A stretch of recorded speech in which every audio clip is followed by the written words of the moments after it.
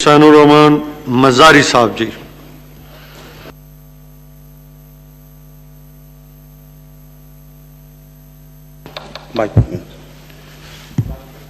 Thank you جناب chairman صاحب کہ آپ نے مجھے بولنے کا موقع دیا اس بجٹ کے اوپر. سب سے پہلے تو جناب میں سلام پیش کرتا ہوں پیرامیڈکس کو، لا انفورسنگ ایجنسیز کو جو فرنٹ لائن پہ اس وبا کووڈ-19 سے لڑ رہے ہیں اور اپنی جانوں کو خطرہ ڈال کے پاکستانیوں کی جانیں بچا رہے ہیں. اس کے بعد میں دعا کرتا ہوں 1,80,000 پاکستانی جو کووڈ-19 کا شکار ہیں اس وقت، اللہ ان کو جلد سے صحت یاب کرے. جناب چیئرمین صاحب، مجھے سمجھ نہیں آیا کہ گورنمنٹ اس وبا کو کووڈ-19 کو سر سے کیوں نہیں لے رہی. جب آپ کو پتا تھا کہ ہمارا پڑوسی ملک ایران اس کی وجہ سے بہت زیادہ افیکٹ ہوا ہے تو آپ لوگوں نے بارڈرز کیوں کھولے؟ اگر آپ نے بارڈر کھولنا ہی تھا کم سے کم ان زائرین کے لیے تو ادھر ان کا کوارنٹائن کا کوئی انتظام کیا جاتا، جو کہ نہیں کیا گیا. اس کی وجہ سے آج پاکستانی اس بیماری کا شکار ہیں. اور کچھ دن پہلے آپ کے اپنے ہی ہیلتھ ظفر مرزا صاحب نے کہا خدا نہ خواستہ 10 سے 12 لاکھ پاکستانی کووڈ-19 کا شکار ہو سکتے ہیں. گورنمنٹ کا تو یہ حال ہے، ان کے کیبنٹ ممبرز وزیروں کا یہ حال ہے، بیان دیتے ہیں کووڈ-19 کی 19 پوائنٹس ہے اور پرائم منسٹر صاحب کہتے ہیں گھبرانا نہیں آپ نے سے، یہ معمولی سے فلو ہے، 97% بندے سے ریکور کر جائیں گے. کچھ دن بعد پھر یو ٹرن لیتے ہیں پرائم منسٹر صاحب اور پھر آگے کہتے ہیں کہ میں کیا کروں، ہم لوگوں کو بول بول کے تھکے ہیں، گورنمنٹ کے SOPs فالو نہیں کر رہے. میں پوچھتا ہوں جناب پرائم منسٹر سے کہ جب یہاں کھڑے ہو کے ہمارے چیئرمین براول صاحب نے کہا کہ ہم آئے کا خاتمے کے لیے، پاکستانیوں کی جان بچانے کے لیے اپوزیشن آپ کے ساتھ ہے، ان کا رسپانس کیا ملتا ہے؟ نیگیٹو. کچھ دن پہلے کراچی آتے ہیں 3 مہینے بعد، اتنا شرف وہ نہیں کر سکتے کہ CM سندھ سے جا کے ملے. جو ہمارے CM سندھ سید مرالجی صاحب دن رات محنت کر رہے ہیں، دن رات ایک کیا ہوا اپنے صوبے سندھ کے اندر تاکہ اپنے صوبے سندھ کی عوام کی جان بچائیں اپنی کابینہ کے ساتھ. لیکن پرائم منسٹر صاحب کا اتنا وقت نہیں ہوتا کہ جا کے ان سے ملے اور ان سے پوچھیں کہ آپ کو فیڈرل گورنمنٹ کی طرف سے کیا مدد چاہیے. اگر آپ کو کوئی مدد چاہیے ہم آپ کو دینے کو تیار ہیں.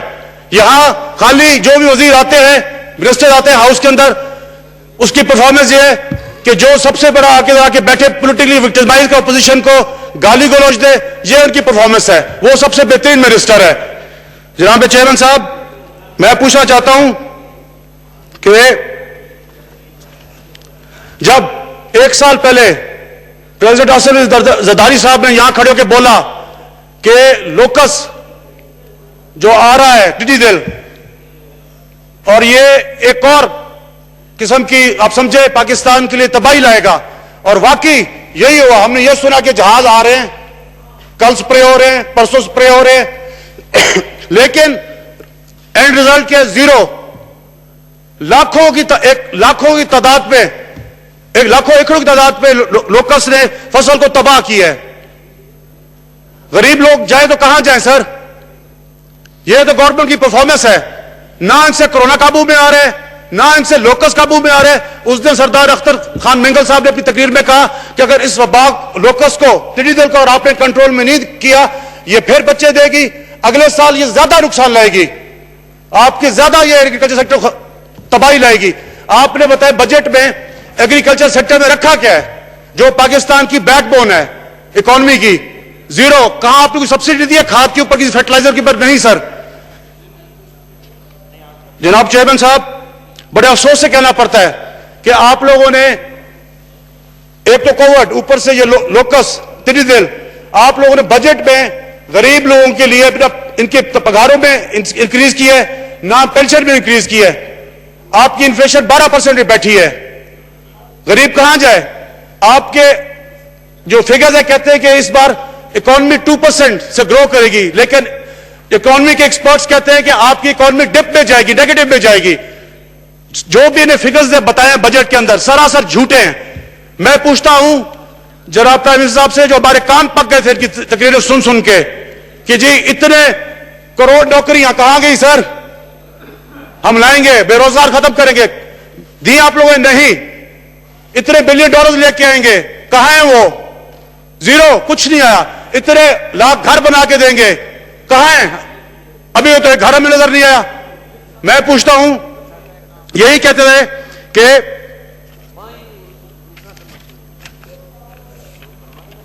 कि आप लोगों ने हम पाकिस्तान की इकोनॉमी को नया पाकिस्तान बनाएंगे और नए पाकिस्तान की इकोनॉमी बिल्कुल बेहतरीन हो जाएगी।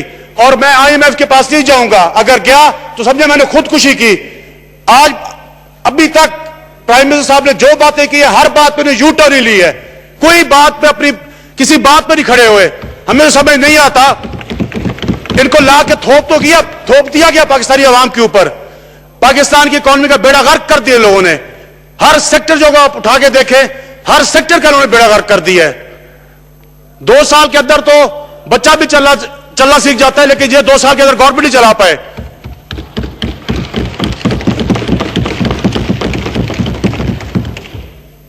मैं सर अपने डिस्ट्रिक्ट के बारे में बात करूं, डिस्ट्रिक्ट कश्मीर के बारे में जिक्र करूंगा। मैं जिले कश्मीर के अवाम का मशकूर हूं कि उन्होंने दूसरी बार मुझे इलेक्ट करके कौमी असेंबली में भेजा है। और मैं खाली अभी तक मेरे डिस्ट्रिक्ट के अंदर सर 16 18 घंटे लोड शेडिंग हो रही है सर, पूरे सिंध में 18 घंटे लोड शेडिंग हो रही है। उसके बाद जनाब मैं ये पूछना चाहता हूं कि आप लोगों ने फंड्स अपने एमएनएस को तो दिए हैं, हमारे ऑपोजिशन में जितने भी कोलीग्स एमएनएस हैं, हमारा क्या कसूर है? क्या हम पाकिस्तानियों के वोट लेके नहीं आए क्या उन्होंने हमें वोट नहीं किया? बस यही है, क्योंकि वाइंड अप कर रहा हूं सर, कि अगर क्योंकि आप उनको अपने मेंबर्स को तो फंड्स दे रहे हैं, हमारा कसूर यह है क्योंकि हम अपोजिशन से, क्या हम अगर आप फंड देंगे हम पाकिस्तान पे लगाएंगे जाके, हम कहीं और जगह फंड अपना लगाएंगे क्या? मैं इसलिए डिमांड करता हूं कि अपोजिशन के मेंबर्स को भी फंड मिलना चाहिए अपने हल्के डेवलपमेंट के लिए, और जो रिजर्व सीट पे भी आए वो उनको भी मिलना चाहिए। मैं आखिर में सर आपका